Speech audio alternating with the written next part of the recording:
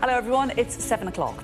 Riding out the wave, that was the message from the Prime Minister yesterday as he rejected calls for tougher restrictions and told the country Plan B measures should be enough to combat the Omicron wave of COVID infections. But with staff absences and isolation leading to several NHS trusts declaring critical incidents, he's expected to face scrutiny during PMQs in the Commons later today. Plus, could testing rules be set to change? Sky News understands that those testing positive on lateral flows will be told they don't then need PCRs. Lots to talk about with the Health Minister Gillian Keegan and Labour's Pat McFadden today. Also this morning, how to make a healthy start to 2022. We're going to talk to two vegan food bloggers about the huge growth in veganuary and some recipes you could try for yourself. Also, the Marathon Man hoping to raise $1 million for Macmillan Cancer Support. We're going to talk to Gary McKee about his latest challenge to run 365 marathons in 365 days. That's at 8:45. It's Wednesday, the 5th of January. Riding the wave as hospitals and essential services struggle, the Prime Minister faces a showdown in the Commons as he resists new COVID restrictions. In Europe, infections explode, with France seeing a record number of cases as President Macron promises to hassle the unvaccinated. Prince Andrew awaits a decision on whether the sexual assault lawsuit he's facing can go ahead. Kazakhstan's government resigns following widespread protests over soaring fuel prices. And anger in Australia as Novak Djokovic is granted a medical exemption to travel to Melbourne to defend his Australian Open title, with fellow players questioning the move. I think if it was me that wasn't vaccinated, I wouldn't be getting an exemption. The weather today will be cold and largely fine, but there'll be a few wintry showers around, mainly over northern Scotland, Northern Ireland and Wales.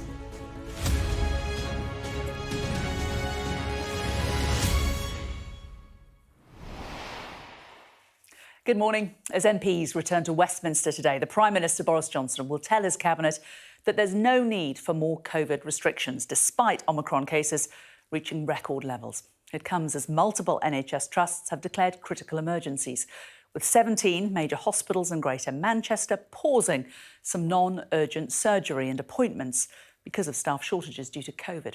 While food processing, bin collection and travel services are also being impacted by staff absences, Mr Johnson says the NHS is on a war footing, but he's backing Plan B, as our chief political correspondent John Craig reports. Situation critical. Up to a dozen NHS trusts have now declared they're facing very serious pressure because of staff absences. In the latest emergency move, 17 major hospitals in Greater Manchester have suspended non-urgent surgery and treatment. But it's not just the NHS that's on the brink. 1 in 10 railway staff are absent. Some supermarkets also report more than 1 in 10 staff absent from work. And for some smaller food shops and importers, it's 1 in 5. On our retail side, we're running around 15% absentee due to COVID. And on our wholesale side, we're running around 20%. Bin collections are being delayed too because of staff shortages, leading to post-Christmas waste and recycling piling up in the streets in some areas. Boris Johnson says the government will provide lateral flow tests to 100,000 critical workers every day starting on Monday. Today, as MPs return to Westminster after their Christmas break, the Cabinet meets to review restrictions introduced before Christmas. But the PM is sticking with Plan B. We have a chance to ride out this Omicron wave without shutting down our country once again. As our NHS moves to a war footing, I will be recommending to Cabinet that we continue with Plan B. On the streets of West London, there's relief that there'll be no new curbs in England for now, but concern about rising COVID numbers. I've always been careful. I'm not going to do anything different. I'm not from here anyway, but I just take care. It's a simple equation. A small percentage of a large number is still a large number.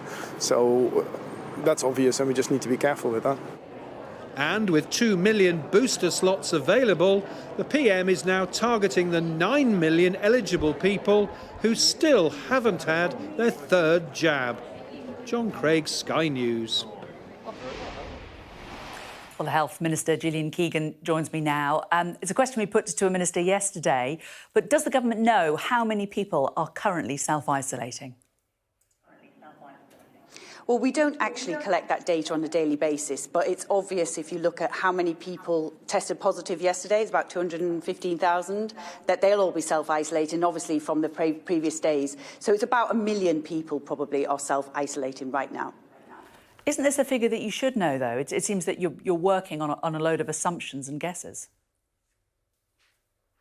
No, we get the tested positive, and obviously we get those figures, so you can add those up over the days. But obviously what we don't know is how many people after day 6 and day 7 have tested negative and then are free to leave isolation. So it's around about 1 million people, though. OK. Now, announced tomorrow by the Prime Minister, 100,000 tests for critical workers. How are they going to be distributed? They will be distributed directly to the workplaces of those critical workers. So some of it will be via some hubs that they've set up, but they are being distributed. So it's a separate channel, separately, directly to those workplaces. It seems quite a low figure, 100,000. How did you come up with that? Well, they've worked with the sector to look at those that are absolutely critical workers. And what we'll be doing is delivering a daily test, a test every day. So they'll have packs, which will mean that every day that they're going to work, they'll be able to take that test. But of course, we also have mass testing available. We're one of the, well, I think we're testing more per head than any other country through the usual channels as well. And we actually had a record for home deliveries yesterday as well, with 741,000 testing kits that were sent to people's homes yesterday. So, you know, there are other channels as well, and lots of workers use those. But for NHS, social care, schools, and also now for this critical worker channels, we have separate channels. Which sectors are actually going to fall into this category then? Because we spoke to the Road Haulage Association and they haven't been contacted by the government. They have no idea. Obviously, lorry drivers are pretty critical, aren't they? Are they going to be included? It's fire, police, emergency services, I think border force, testing lab staff, obviously they're quite critical at the moment, food processing and some elements of transport. But not everybody in transport would be considered critical and would need to have this daily test delivered to them every day. Why not? I mean, surely lorry drivers are pretty critical. Well, because they can get tests very easily. Actually, most people, the main channel for most people is to get tests via the main channels, either booking to get something sent to your home or pharmacies. And I know there's been a couple of surges in demand which have meant that we have had, you know, a couple of times when they haven't been available, but we have ordered a lot of tests and we have 350 million which will be available in January and February. We've actually tripled our lateral flow testing capacity. That's one of the things we've been working on over the Christmas break. There has been a real issue, haven't there? I mean, you know, anecdotally, there are people who have tested positive and are now waiting to go back to work, but they can't because they can't get the lateral flow test delivered to their homes. We know, as you say, these figures about all these large numbers that are being produced and shipped out, but some schools are reporting a 2-week delay in receiving kits. It's certainly not going smoothly at the moment, is it, in terms of getting it into people's homes right now? Well, it's obviously difficult because of the surge in demand. And as I say, we're testing more per head than any other country in the world. But we did have a record day yesterday, 741,000. And we are tripling capacity for January and February. So hopefully that should ease up some of these sort of short-term difficulties we've had. But, you know, if you go on and you continue to go on the website, which I know is a bit of a pain, but if you do go back on, you will find that more come available within the day. And as I say, a record day yesterday, 741,000 kits were delivered to people's homes. What about the wait for results as well? We know that has been an issue. The Home Care Association says that some care workers are waiting over a week for PCR test results, so they can't come back to work. Mencap has reported an 8-day wait for some of its employees. What is the cause of this delay in the PCR results? It's all surge in demand, actually, is what's caused some of this. I mean, obviously, you talked about some of the numbers with Omicron. I mean, there are a massive number of people coming forward at once, actually, to get those. So we have also looked to increase our PCR capacity as well.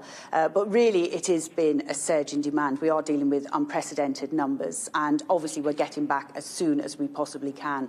But as I say, we've set up a testing system, which is, you know, one of the most comprehensive in the world. The PCR, you're saying we're setting back up. Did it close down over the Christmas and New Year period? No. I said we've increased capacity. We're increasing capacity in the labs, in the PCR labs. It hasn't closed down at all, no. Because the health workers and care workers are meant to be prioritised, aren't they? Yes, they are prioritised. They have a separate channel and they are prioritised, both for lateral flow tests and for PCR tests. Why is it taking so long then? You know, if the prioritised people are taking over a week, it doesn't sort of give much hope for the rest of us. I don't think that's typical, actually. I mean, you will find some people are waiting too long, and that's why we've worked on increasing their capacity, but that's not typical. You wouldn't normally expect to wait a week for a PCR test response. And actually, now, more and more, the capacity will be being increased. And, you know, we, as I say, having more and more lateral flow tests as well, which people are using before they go out or before they go to work or before they go and meet family, elderly relatives. So they are being used very, very widely. Despite all of this, the NHS seems to be overwhelmed at the moment. We've got a number of trusts with critical care status. The North East Ambulance Service has been reportedly telling some of its call handlers to tell people to just bring people in if they think they're having a heart attack, friends or family, instead of calling for an ambulance. The Royal College of Nursing has spoke about the fact that this is not hysteria, it's blowing the whistle on the situation. NHS Confederation says that the government's saying that we're coping, we're managing, it doesn't chime with the experience of the staff. Is the government giving a very different message than we're hearing at grassroots from those working in the health service? No, I think what it's important for you and your viewers to understand is those local measures where somebody says they're in a critical state, they are actually part of the local contingency planning. And there's a lot of different levels to the contingency plan, including restricting some services for a period of time as well, which you've seen one or two of the hospitals have decided to do. And what that acts as is the start of an escalation process, which then calls in mutual aid, calls in additional staff. So they work with the local resilience forums, they work with their NHS regional staff to then put in place measures to help with that situation. And that's part of the contingency planning. And actually that happens every winter. These are very tried and tested plans. And it does happen asking people to take their neighbours to hospital. We know this winter they're going to be under extreme pressure. We know that. What about the NHS North East Ambulance Service saying to people, look, you're not going to get an ambulance, just get your neighbour to bring you in if you think you're having a heart attack? Well, that is not what we have put in place at all. So we have more ambulance crews in operation than we've ever had. We also gave £55 million extra just for this period to cover staff and make sure that we had increases in staff and staffing levels. And I've actually asked NHS England to look at that particular case because that doesn't sound to me like that is that's an acceptable approach. People should be able to get an ambulance if they have a heart attack, and that's why we've put that extra funding in place to make, and that's why we've been building up our ambulance service over the last couple of years. The Prime Minister yesterday talked about riding out this latest wave of COVID, and it's clear from the data that Omicron isn't as serious in terms of mortality outcomes than other strains like Delta were. But there is, of course, the impact of long COVID, and we're now seeing, obviously it's taken a while for this data to come forward, analysis from America. Penn State's researchers found that more than half of those who had COVID-19 still had symptoms 6 months later. So do you think the government needs to perhaps take a step back and think again about its policy in that sense? Yes, large numbers of the population may not die, but could large numbers of the population be affected in the long term? And this could be an issue that we're storing up for the NHS in months and years to come. Well, you hit on a conundrum, Jane, there, which is, could it? So we have actually got to act on the data that we have, and that's the decision that we've made this time. The most important thing that we've done is to build up this booster programme to make sure that everybody can get access to a booster as soon as possible. So if I could just use the time to urge everybody who hasn't to please come forward for one of those 2 million appointments this week, if you haven't already had one. But of course, there's been many things we haven't known. We didn't know at the beginning the severity of the data of the disease, and now we've had some good news on that. Of course, we don't know about this particular strain and the impacts longer term. We do know a bit about long COVID, which is why we've set up some long COVID clinics, and we are very concerned to make sure that we obviously take care of people who have long COVID. It is debilitating, but you know, there's so many unknowns that all we can do is act on the data that we have, because we have to be balanced and proportionate. We know it is not easy to lock down a country. We know it comes with costs and consequences to lives, to livelihoods, to life chances for children. It isn't an easy decision. It's not one to be taken lightly, and that's the balanced and proportionate approach that we've taken. But we have to act on the data we have. On the data on boosters, as you did bring them up, why are there still 9 million people in the UK that haven't had their boosters? And I know that you're keen to bang on about all the availability of boosters, but only less than 20,000 people took up that offer on Saturday, just gone. Yes, you had some days in December with big numbers, but it's fallen off a cliff since then. Why have people stopped getting their booster, do you think? And why isn't the government doing more to get them in? Well, we have a big programme of booster programme all across the country, so it's very convenient, it's very easy to get your booster. Well, I think there's probably a little bit of a bank holiday lag. Obviously, we're all just back now to work and school. But there is also probably another factor that I know in my own case, there's some people who are still having to wait out their 28 days because they actually have had COVID as well. So I would expect those people, there was a big surge of people that had COVID during December and over Christmas period, so they'll have to wait 28 days. So I suspect that's probably also having an impact on some people's ability to get the jab straight away. But we would urge everybody, if you're eligible, if you are within that 28 days if you've had COVID, please come forward, and please come forward. The quicker we can get everybody boosted, the better we can really be prepared to ride that wave that the Prime Minister talked about. It's one of the key parts of our defence, our wall of defence, and we're really relying on this as a national mission for everybody to come forward, please, to get their booster. Or if they haven't yet been vaccinated, to come forward and get their jab. We know they work and they make a massive difference. Gillian Keegan, Minister of State for Care and Mental Health. Thank you very much. Thank you very much. Thank you. Well, the latest COVID figures saw a record number of new cases being reported, but behind that figure are a few quirks in the reporting of the data, especially following Christmas and the holidays. 218,724 new cases of coronavirus were reported in the latest 24-hour period. 48 more people are reported to have died, and that takes the total of those who've died within 28 days of a positive test to 148,941. More than 140,000 people got a booster or a third dose of the coronavirus vaccine, taking the total of those who've had a third jab to 34.36 million. Well, Europe is also seeing record levels of COVID cases, with France becoming the continent's worst hit country.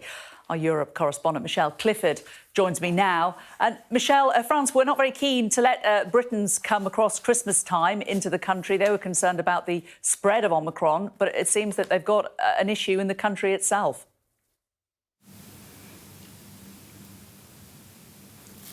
Yeah, very much so. I mean, a number of European Union countries reporting record cases, but I think, Jane, that France is in a particularly precarious situation. A record number of cases yesterday, in excess of 271,000. And this has prompted President Emmanuel Macron to take a very hard line against people who haven't been vaccinated. In fact, in an interview with the French newspaper, using what you'd call unpresidential language, he says, and this is where I have to be careful, he says he wants to bleep off the people who are not vaccinated. He really wants to take a hard line against them. He insists he doesn't want to jail people who are unvaccinated. He doesn't want to force vaccination, but what he wants to do is make it harder for people to carry out their daily activities, particularly social activities. Last year, France introduced a health pass where you either had to prove that you were vaccinated or produce a negative COVID test to go into places like restaurants and bars and cinemas. There's a bill now trying to be pushed through Parliament, which means that only unvaccinated people can go into those places. A negative test will not be permitted. And this has created not only a great amount of dissension and anger from certainly those opposed to that move, but it's become very sinister. A number of parliamentarians saying they've received death threats over this proposed legislation. But France is not alone. A number of, as I say, EU countries have reported record rates of COVID. Spain has now said that over a 14-day infection rate period, it's seeing record results, and Omicron is approaching almost half of those who are infected, but Spain insisting that children will be able to go back to school, students to university. In the Netherlands, where there's been a lockdown, they're saying there has been a 35% increase over the last week in terms of COVID cases. So this is a problem that's not isolated to the UK. It's a problem that the whole of the European Union now is embracing.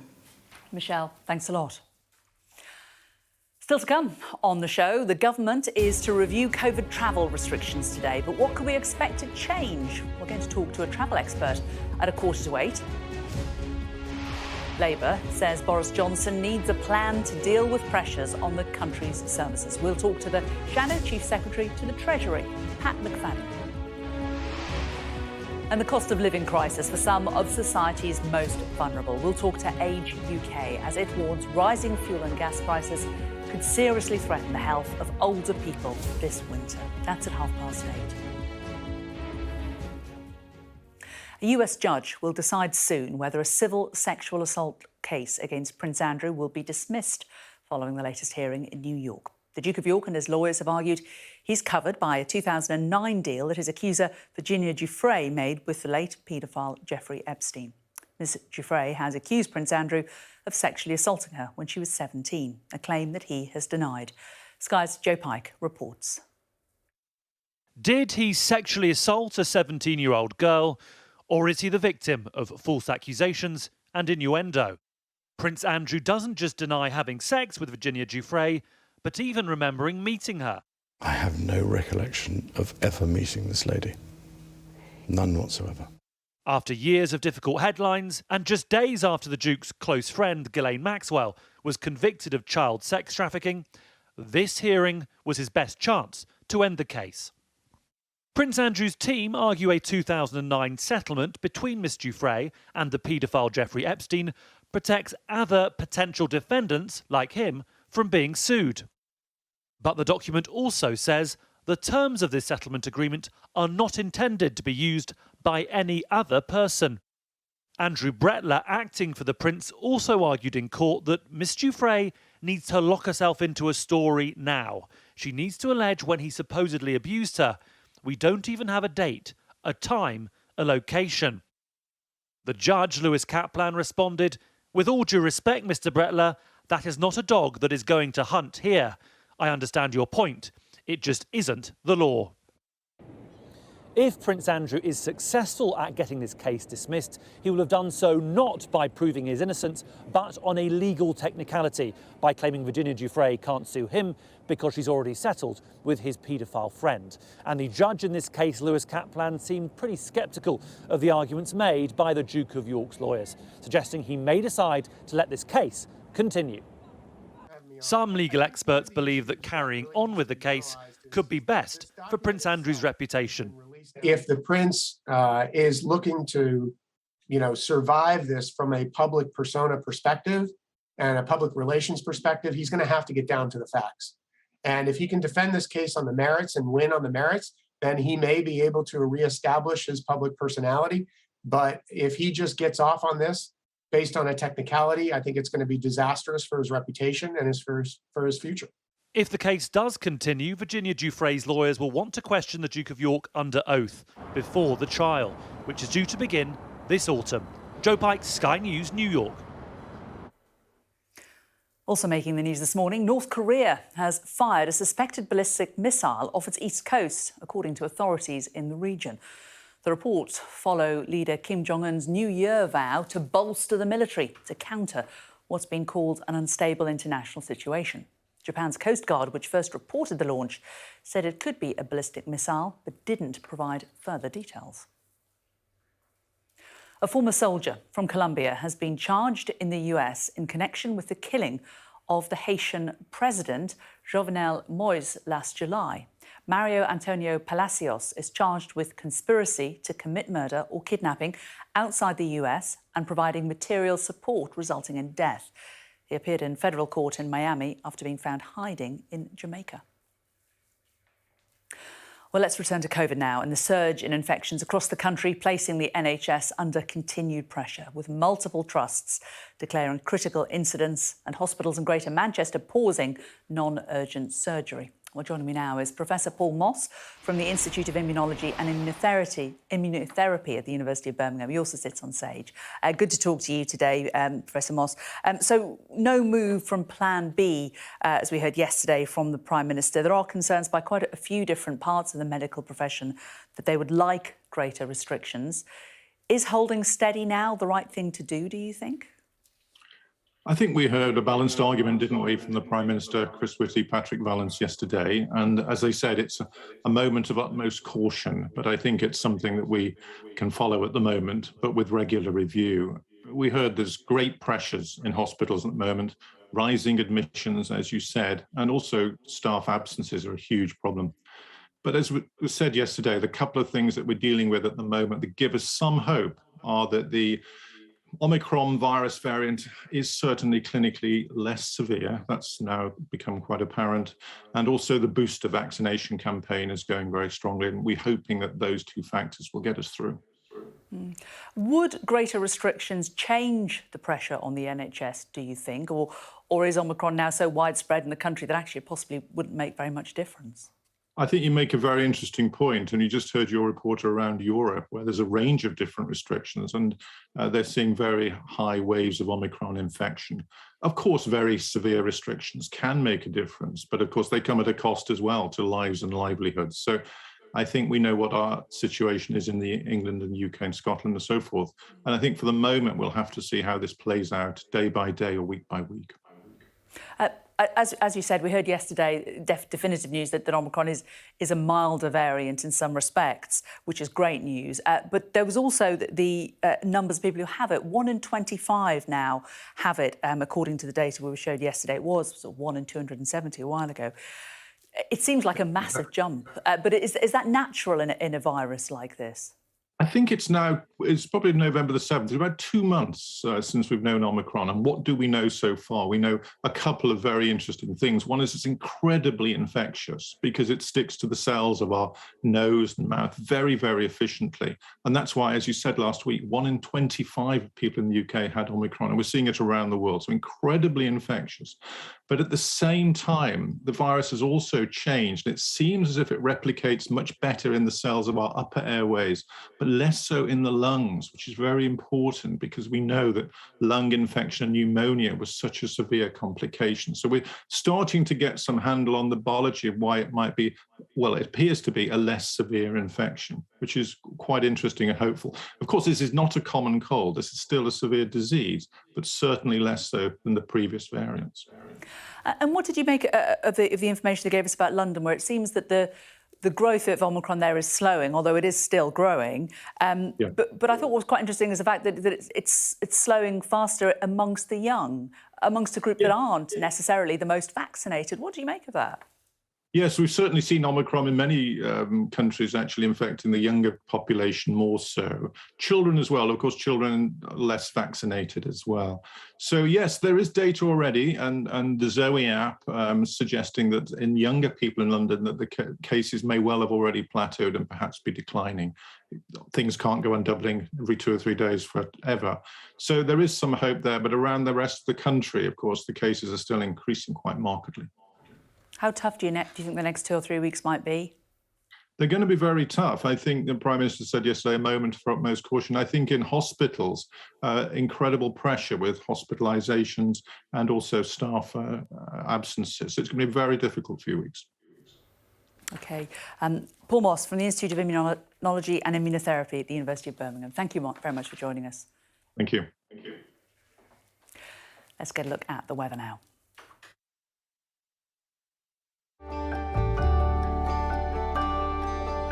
Look forward to brighter skies. The weather, sponsored by Qatar Airways.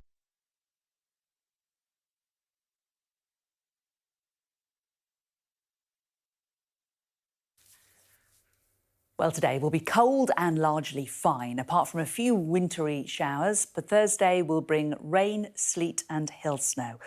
It's a mostly dry start with an extensive frost, but wintry showers are affecting the north and the west, and they'll bring icy stretches, especially for northern Scotland and Northern Ireland. Plenty of morning sunshine, but parts of the north and west will see further wintry showers, mostly affecting northern Scotland, Northern Ireland and Wales. The weather, sponsored by Qatar Airways. Now, on Monday, a winter storm in the US unleashed snow and strong winds throughout much of the southeast and mid-Atlantic. And we got new pictures from Washington, D.C., where a crowd of people gathered near the Capitol to launch snowballs at each other. In a nod to the coronavirus Omicron variant, the event was dubbed the Battle of Snomicron by a Facebook group that organises regular snowball fights. Oh, to live in a country where you could have a Facebook group that does such a thing. It all looks very good-natured and quite a amount of social distancing going on there as well, which is good to see. Still to come on Sky News Breakfast. Prince Andrew awaits a ruling from a US judge to determine whether the sexual assault lawsuit against him will be thrown out. We'll have the very latest.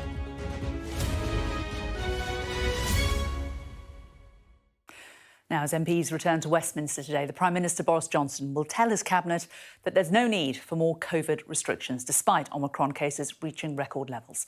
The Health Minister, Gillian Keegan, told us earlier at least 1 million people are currently self-isolating. If you look at how many people tested positive yesterday, it's about 215,000, that they'll all be self-isolating, obviously, from the previous days. So it's about 1 million people probably are self-isolating right now. What we don't know is how many people after day 6 and day 7 have tested negative and then are free to leave isolation. So it's around about 1 million people, though. Well, Tamara was listening to that, our political correspondent. So a certain amount of guesswork from the government still, but they seem to have a clear idea roughly of how many people are. That's right. First confirmation from the government that it is 1 million. At least 1 million, because, of course, we don't know for how many people that red line goes away after 7 days or whether it continues. So that could be more. And, of course, unvaccinated people are still supposed to quarantine if they're in contact with someone with COVID, or people who are effectively self-isolating because, say, the two parents have COVID and the children don't, but they can't then go out anywhere. So it could be a lot more than that. But she gave a sense of how serious this is with how many people are stuck at home. And this comes with the news that I've heard this morning, that the government are now planning to change the rules on testing. So currently, if you get a positive lateral flow, you've got to get a PCR test at a testing centre to confirm it. I expect at some point in the next couple of days, the government are going to announce that you no longer have to do that. If you get your positive lateral flow test, they are accurate enough that you can then just do your 7 days at home straight away, because, of course, the testing capacity is really stretched at the moment. They're doing 1.5 million tests a day. Officials tell me that's the highest in Europe, one of the highest in the world. So they need to reduce the pressure. But of course, how will we then know how many people have COVID? It will rely, Gillian Keegan just told me, on people doing the right thing and registering that lateral flow test result every time they do one. So it could really mess with the data that we're getting. So it does rely on people doing the right thing, I suppose. And a lot of people, you know, and I confess I may have even done this ourselves in our family, will have done a test but forgotten to register it. Absolutely. If you're doing them all the time, you might just think, right, I haven't got COVID, COVID and throw it away, but you are supposed to register every test result, because otherwise, of course, the important business of knowing how much the infection is spreading and where the hotspots are is done through those PCR test results. So there's a lot to be thought through on this change, but the government know they need to prioritise that capacity. That's why they've come up with this 100,000 really, really critical workers in nuclear power and transport of food and so on, who will get tests every day. They don't want the general population to be clogging up these PCR testing centres. OK, Tamara, thanks very much. Now, a New York judge says he will decide pretty soon whether to continue a civil suit made against Prince Andrew. Virginia Giuffre claims that the Duke of York sexually assaulted her as a teenager, which he denies. I'm joined now by Nigel Cawthorne, author of Prince Andrew, Epstein and the Palace.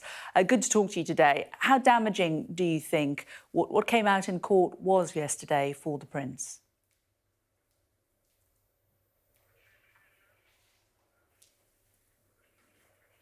Oh, I'm sorry, we can't hear you. Apologies about that. We'll try and return to that interview. A few technical problems here. In the meantime, the president of Kazakhstan has accepted the resignation of the country's government after an increase in liquid gas prices triggered violent protests in the country, which began on Sunday. Let's talk to our correspondent, Diana Magnay, who joins us now. And Diana, so who's in charge? Well, the government has resigned, but I think that's generally a scapegoat, especially in the sort of ex-Soviet space. The government takes the hit for unrest on the streets, but still, you put your finger on it, really. Who's in charge? It's not actually the president, Tokayev. It's still Nursultan Nazarbayev, who stood down as president 2 years ago, but who effectively still runs the country, and he has been the effective leader of Kazakhstan since Soviet times.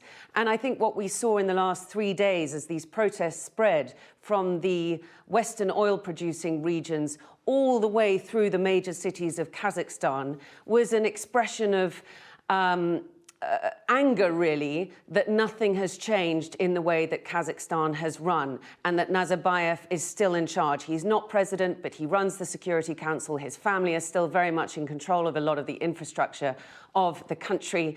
And it was a sort of rollout of social and economic grievances and frustrations, which was triggered by a lifting of price caps on liquefied natural gas, which a lot of people, especially in that oil-producing region, use to fill up their cars because it's a lot cheaper than petrol.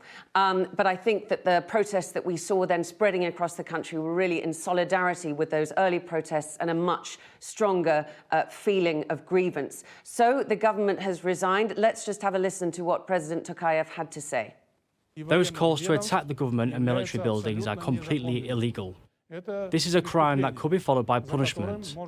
The government will not fall, but we want mutual trust and dialogue rather than conflict.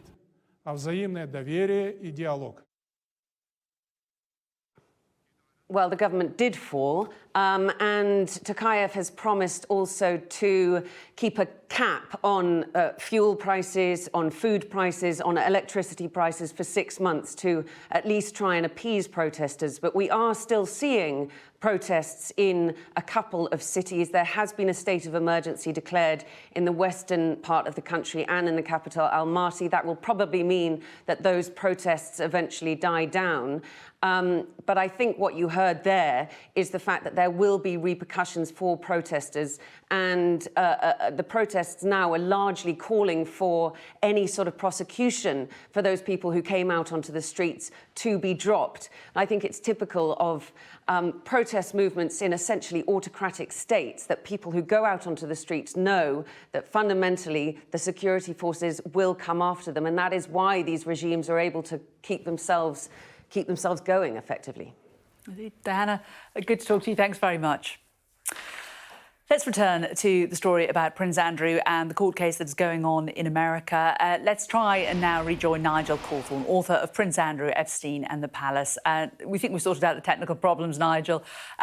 So I was asking you, how damaging was what happened in court in America yesterday? Well, Judge Kaplan didn't seem at all sympathetic to the arguments put forward by Prince Andrew's attorneys. He wants to give a written ruling so that it may take a few days before we hear this. But it seems to me that even if he did throw this case out at this point, it would do Andrew no good at all, because he would be seen to be dodging the bullet by the use of some sleazy agreement signed by a convicted paedophile. Indeed, and almost, is there any implication of guilt from that? Because, you know, if it says you can't sue anybody, you know, who's accused, does that even in itself lend more credence to the allegations against him?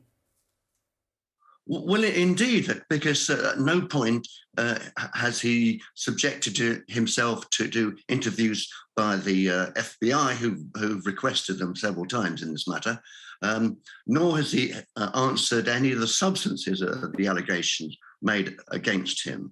And you just shown that famous picture again, which since the conviction of Ghislaine Maxwell is even more damning, because there she is, a convicted sex trafficker in the back, smiling, and 17-year-old Virginia Gouffre, who claims that she was trafficked, and Prince Andrew, who says he wasn't there.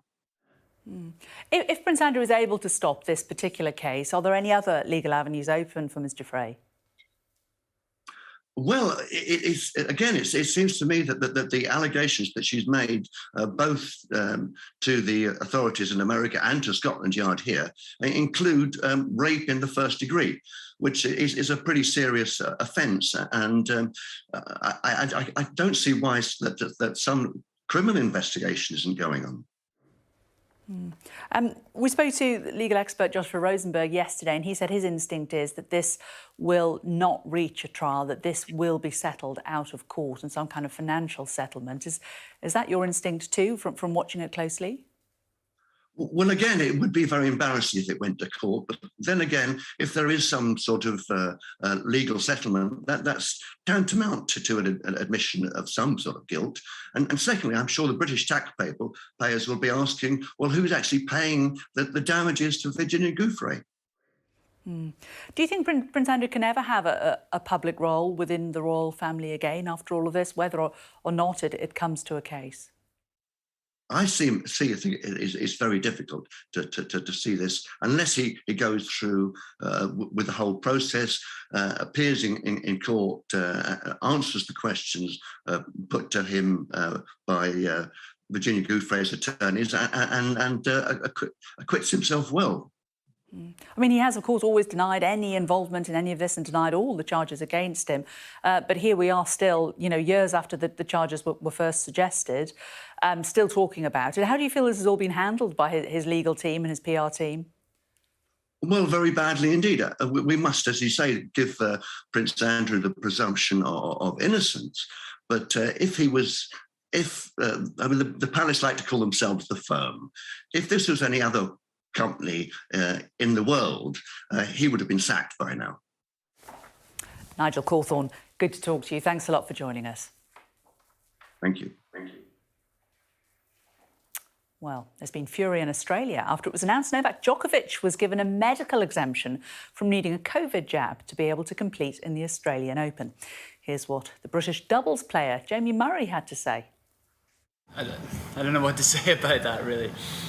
I mean, you know, I think if it was me that wasn't vaccinated, I wouldn't be getting an exemption. And that's, you know, but well done to him for getting cleared to come to Australia and compete. Well, Sky News Australia's Samantha Chiari has the latest from Perth. Overwhelmingly, since this news broke late last night, there has been uproar in regards to this decision. Now, there's been a bit of confusion surrounding how Novak Djokovic got approved to enter the country, particularly given the strict stance the Victorian Premier Daniel Andrews has on being vaccinated in order to enter the state. And he was approved by Otago. So he wasn't approved by the Victorian government or Tennis Australia. It was all done through ATAGI, which of course is the medical body which gives exemptions for people to enter the country if they're not vaccinated. Since this news broke, there has been no support whatsoever for Novak Djokovic, from media commentators to just your average Australian on the street. Everyone is up in arms over this decision, particularly given the strict, arduous conditions many Melbournians face. Now, the Australian Open takes place in the capital city of Victoria, which is Melbourne. They've had 2 years of lockdown, the most lockdown city in the world, and they have very strict conditions in regards to being vaccinated in order to just enter the pub. So in saying that, you'd be close to saying there hasn't been any support, if any, for the world number one Novak Djokovic. It's certainly going to be an interesting tournament taking place from January 17. And we shall be watching it. Still to come on Sky News Breakfast. With a government review of Omicron rules expected today, what could changes in the world of travel? We're going to talk to a travel expert in a moment.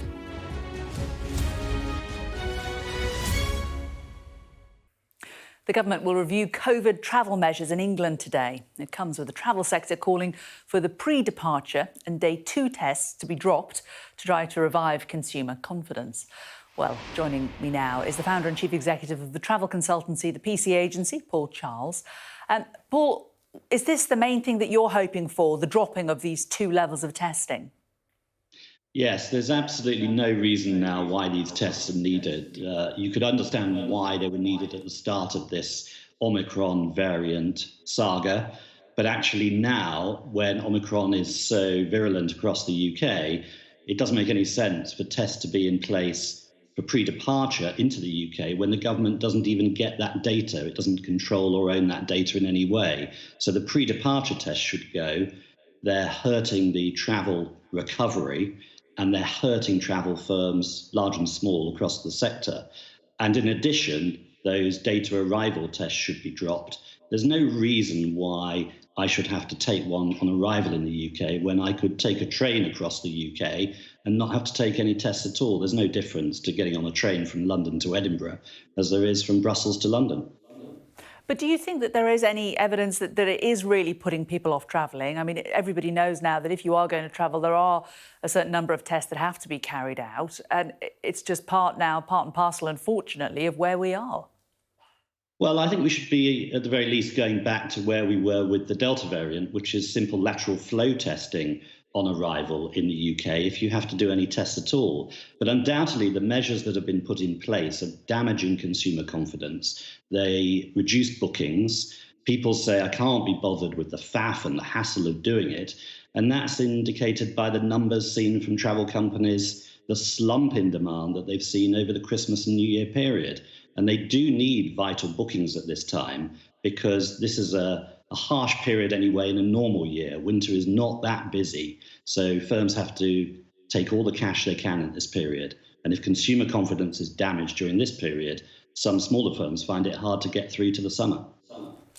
And in terms of the prices of the travel testing, there were some real rip-off prices, weren't there, especially over the summer. Have they largely gone, or is it still really expensive?